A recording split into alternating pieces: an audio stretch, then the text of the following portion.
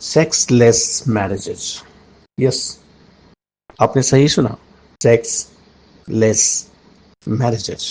क्योंकि जब मैरिजेज की शुरुआत होती है किसी के भी दिमाग में, young man, young women, teenager होते हैं, 15, 16, 17, 18, 19, 20, 21, 22 साल, तो मैरिज का एक इनसेपरेबल एसेंशियल हिस्सा माना जाता है प्लेस टू हैव सेक्स।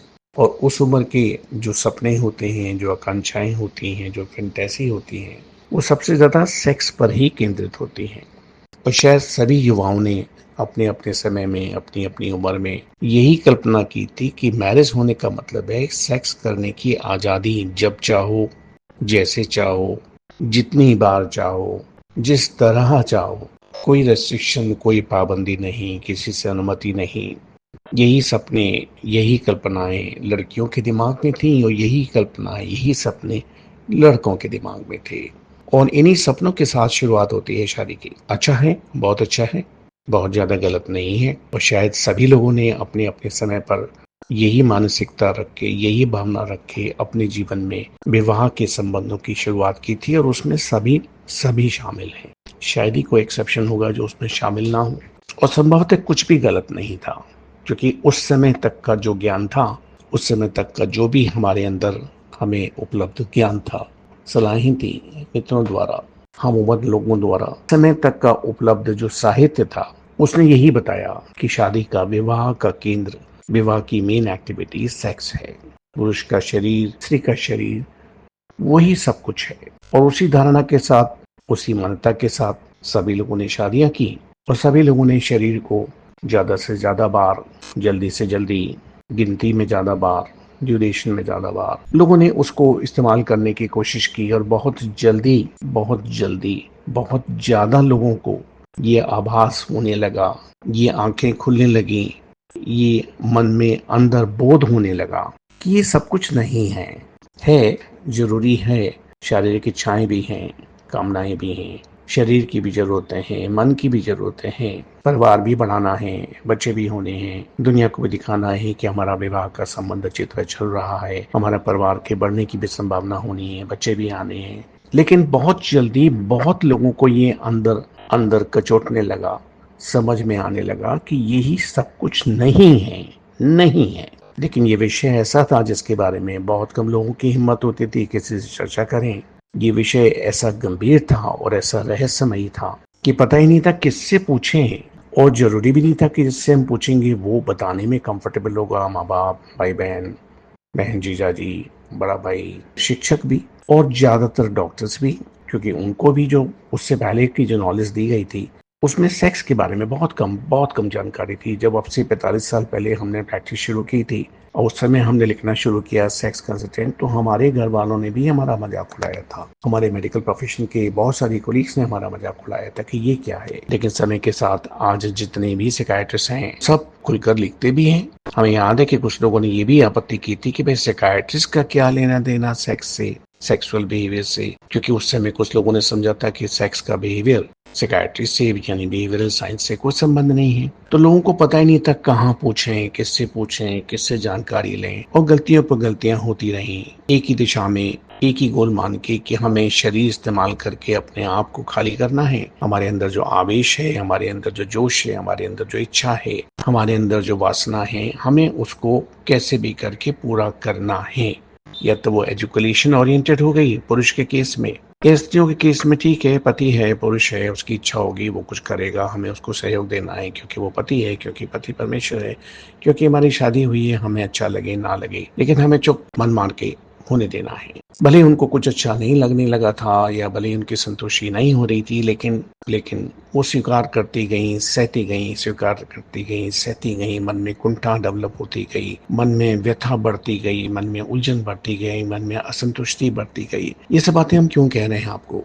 पिछले लगभग 45 साल से हमने शायद 50,000 60,000 महिलाओं से भी बात की होगी, उनकी भी दुख गाथा सुनी होगी, उनके भी आंसुओं को निकलते हुए भी देखा होगा, और उन आंसुओं को भी देखा होगा तो जिसको उन्होंने बहुत दर्द के साथ छुपा के रखा है, निकलने नहीं दिया है। पिछले कुछ सालों में जब से शिक्षा आई, जब से महिलाओं में शिक्षा बढ़ी, जब ये जागृति हुई, जब से पुरुष भी काफी बिजी हो गए अपने काम में, जब से कंप्यूटर हमारी जिंदगी का एक अभिन्न हिस्सा हो गया, जैसे मोबाइल हमारी जिंदगी का अभिन्न हिस्सा हो गया और 24 घंटे हमारा एक साथी मोबाइल है, जैसे गूगल ने हमारी जिंदगी के हर क्षेत्र में एंट्री कर ली, जैसे इंफॉर्मेशन को हमने ज्ञान मान लिया, जो भी जानकारी हमें किसी भी स्रोत से मिलती है वो हमें ज्ञानी बना देती है।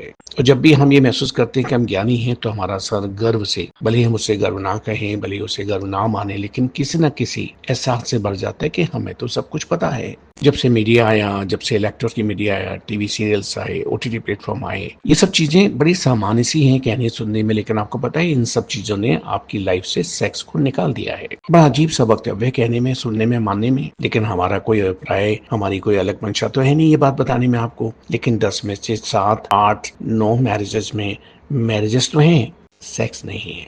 क्यों नहीं है? कि पुरुष और स्त्री, पति और पत्नी, पुरुष भी हैं, स्त्री भी हैं, पति भी हैं, पत्नी भी है, लेकिन प्रेम नहीं है, आकर्षण नहीं है, लगाव नहीं है, अपनापन नहीं है, केमिस्ट्री नहीं है, चाहत नहीं है, एक दूसरे से जुड़ने की चाहत नहीं है। वो चाहत कहाँ चली गई? हमारे वो इमोशंस कहाँ चले गए जो संभवतः हमारे माता पिता में, हमारे दादा दादी में, हमारे नाना नानी में, हमारे काका काकी में, हमारे चाचा चाची में, सब लोगों में हुआ करती थी। भले ही उनके पास तथाकथित अभी के जमाने का ज्ञान उतना था या कम था जो हम समझते हैं कि हमारे पास उनसे ज्यादा ज्ञान है, लेकिन उन लोगों में एक दूसरे के प्रति चाहत थी, लगाव था, एहसास था प्रेम का। मगर हम लोगों को ज्ञान ज्यादा आ गया, हमारे दिमाग में नॉलेज ज्यादा भर गई और हम एक दूसरे के प्रति उदासीन हो गए, इनडिफरेंट हो गए, इनडिफरेंट, उदासीन, या हम कहें तो इनसेंसिटिव हो गए। जिनको इन वर्ड्स का मतलब पता है वो इसकी बारीकी को समझेंगे। हम एक दूसरे के दर्द का, उसकी चाहत का, उसकी जरूरतों का, उसकी इच्छाओं का, उसकी कामनाओं का एहसास होना बंद हो गया। हम साथ रहते हैं एक घर में और एक नया फिनोमेनन हो रहा है कि बहुत सारे दंपति 30s में भी और 40s में भी, 50s और 60s में तो है ही, वो कहते हैं बड़े शान से कि हम लोग अलग अलग बेडरूम में सोते हैं। 60s 70s की बात छोड़ दीजिए, हमने बहुत सारे ऐसे दंपतियों को भी सुना है जो 30s में, जिनकी शादी को 5-10 साल हुए हैं, 40s में जिनकी शादी को 12, 15, 18 साल हुए हैं, वो लोग अलग अलग बेडरूम में सोते हैं, उनको कोई शिकायत नहीं है। तब हमें भी व्यथा होती है, दुख होता है कि क्या शादियां खोखली हो रही हैं, क्या सेक्स मैरिज से बाहर जा रहा है, क्या मैरिजेस सेक्सलेस हो रही हैं और क्या इनको होने दिया जाए। चिंता की बात यह है कि ये होने दिया जा रहा है बिना जाने हुए कि इसके परिणाम क्या होंगे। मैं व्यक्तिगत रूप से कभी कभी कल्पना करता हूँ कि बहुत सारे घरों में अब किचन नहीं होती, मेकशिफ्ट बहुत छोटी सी फंक्शनल किचन होती है जिस पर गैस का इंडक्शन कुकर होता है या मिक्सर वगैरह होता है। प्रॉपर किचन नहीं होती, प्रॉपर खाना बनाने की जरूरत नहीं होती। या तो वो चाय ब्रेकफास्ट बना लेते हैं, बाकी सब ऑफिस में, या वो मंगा लेते हैं। कुछ हद तक के लोग चाय भी मंगाते हैं, घर पर चाय की डिलीवरी भी होती है, नाश्ते की तो होती है।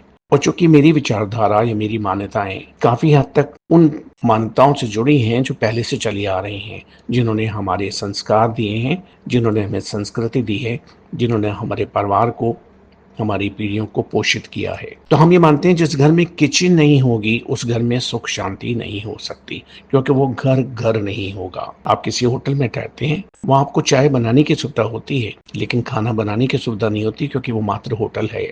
वहां आप आते हैं, सोते हैं, चाय पीकर सुबह निकल जाते हैं। वैसे ही बहुत सारे घर हैं जहां किचन नहीं होती, हम उसे घर ही मानने से हमें ऐतराज है। ठीक वैसे ही जिन घरों में, जिन परिवारों में, जिन दंपति के बीच में सेक्स खत्म होता जा रहा है, वो संबंध सूखते जा रहे हैं, वो परिवार टूटते जा रहे हैं, वो पति पत्नी दूर होते जा रहे हैं, उनमें भावना का बंधन, भावना से जुड़ी होने की जो क्षमता थी वो खत्म होती जा रही है। अगर हमें ये बात चिंता देती है बतौर सिकाइट्रिस्ट और सेक्स कंसल्टेंट, मैरिज काउंसलर होने के नाते, तो इसमें हमारा व्यक्तिगत कोई स्वार्थ नहीं है। हमें आपको कोई सामान नहीं बेचना, कोई दवाई नहीं बेचनी, कोई प्रोग्राम नहीं बेचना, लेकिन हमें आपको जगाना है, हमें आपको बोध वापस लाने में सहायक होना है कि सेक्स सिर्फ वो सेक्स नहीं था जो आपने कल्पना की थी, बिस्तर, कपड़े उतारना, जननांगों को पास लाना, एक्शन करना, खत्म हो जाना, सो जाना, नहीं। सेक्स एक आंतरिक संबंध था जो दो दिलों को एक दूसरे से जोड़ता था, जो जिंदगी को मीनिंगलेस से मीनिंगफुल बनाता था, जो जिंदगी में निरर्थक होने की बजाय उसमें कुछ अर्थ डालता था, जिंदगी को नीरस बनाने के बजाय रस लाता था, लाइफ में डिप्रेशन बढ़ने और बढ़ाने की बजाय लाइफ में कुछ रोमांचक क्षण, कुछ इंटरेस्टिंग बात, कुछ जीने की इच्छा, कुछ जीने की आकांक्षा जगाता था। सेक्स सिर्फ वो सेक्स नहीं था जो जानवर करते हैं जिनके अंदर खास विकसित दिमाग नहीं है। हम इंसान लोग एक दूसरे से जुड़ने के लिए और जिनके साथ सबसे गहरा संबंध हमारा है, उनसे अपने प्रेम की अभिव्यक्ति के लिए जो व्यवहार था, वो है सेक्स का व्यवहार, और वही हमारे वैवाहिक जीवन से धीरे-धीरे दूर होता जा रहा है। सोचिए, ज़रूर बैठकर सोचिए कि क्या आपकी ज़िंदगी में भी ऐसा हो रहा है? भी सोचिए मिस्टर हस्बैंड, और आप भी सोचिए मैडम वाइफ, और हो सके तो एक दूसरे के साथ सीरियसली इस बात को डिस्कस करिए कि क्या ऐसा हो रहा है? क्या आपके घर के किसी कोने में आग लगेगी तो आप छोड़ देंगे, उसको लगने देंगे जब तक कि वो आपके घर को ना जला दे, जब तक कि पूरी बिल्डिंग ना जल जाए? वो उसी तरह आपके वैवाहिक जीवन में उस चिंगारी की आग की तरह जिसके बढ़ने की पूरी रिस्क है, आपकी मैरिड लाइफ में भी आकर्षण, लगाव, अपनापन, प्रेम की अभिव्यक्ति जो सेक्स का आधार होती थी, वो खत्म तो नहीं होती जा रही। अगर आप होने देंगे तो चिंगारी एक दिन आग बनेगी और आपका घर जल जाएगा। अगर आप होने देंगे तो एक दिन परिवार टूट जाएगा। परिवार टूटेगा तो समाज टूटेगा, और वही तो हो रहा है जितने भी वेस्टर्न कंट्रीज में, यही तो हो रहा है। और वही तो धीरे धीरे हमारे समाज में भी हो रहा है, क्योंकि सेक्सलेस मैरिजेस हो रही हैं तो परिवार भी टूट रहा है, समाज भी टूट रहा है। जागिए, होश में आइए, जगाइए लोगों को, जैसे मैं कर रहा हूँ। जब से मुझे होश आया है तब से मैंने लोगों को जगाना शुरू किया। आप भी जगाइए, पहले खुद जागिए, फिर औरों को जगाइए। Wish you all the best.